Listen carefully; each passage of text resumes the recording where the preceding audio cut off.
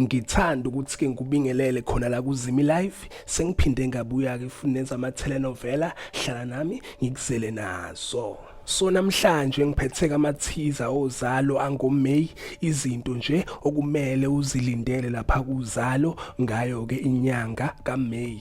Kuzoshuba ngempela ke kwinyanga kaMay uNkazimulo izomkhalela unkunzi ke uzodila naye. Nazi ke mbukeli izinto okumele uyilindele lapha kuZalo ngayo inyanga kaMay.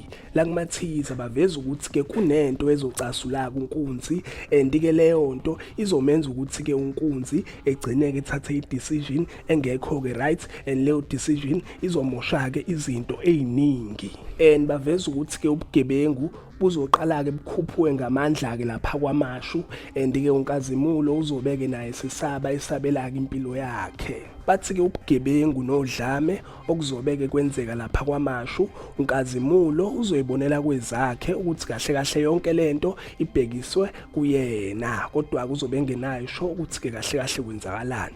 Bathi ke uzozama ukuthi ke eqhubeke nempilo, uzozama ukuzenza ke umuntu strong and futhi umuntu ke powerful and uzobe engafuni ngisho usizo lamaphoyisa. Bathi ke uNkazimulo uzoqala ke enze izinto ngendlela yakhe and ke lokho kuzokwenza ukuthi ubugebengu nodlame kube worse and bathi ke nomphakathi wakwamashu uzobeke nawo usuhlalele ovalweni. Nakhu ke lambukeli la ezoshuba khona and futhi ke la emnandi khona.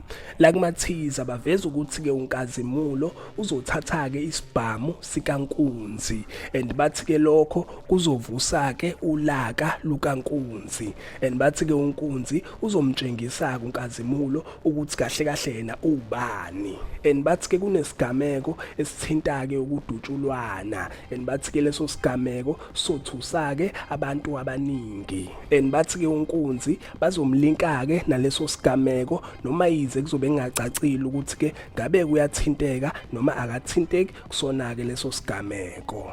Injalo ke mbukeli aphela lapha kamathiza kodwa ke khona ke into engifuna ukuyicacisa la mbukeli before ngivale lapha kumathiza mbukeli abavezanga noma ngithi abacacisanga ukuthi ke kahle kahle ngoba kuzobe kwenzeka yonke lento ngabe kunkunzi uzobe ngaphandle or uzobe ngaphakathi abacacisanga ke lokho kodwa khona baveza ukuthi ke unkunzi uzoziphindiselela kuyena ke uNkazimulo mhlambe kuzophuma ke ejele noma ke maybe uzokweqa or ke uzoqasha ke abantu ukuthi ke beyodila ke naye uNkazimulo.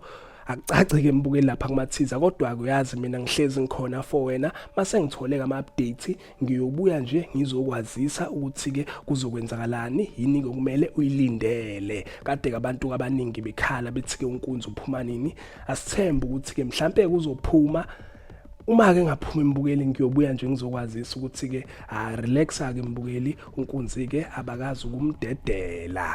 Ake ngithi ke nje mbukeli danke ngiyabonga ngiyophinda ke futhi ngibuye namanye amathiza.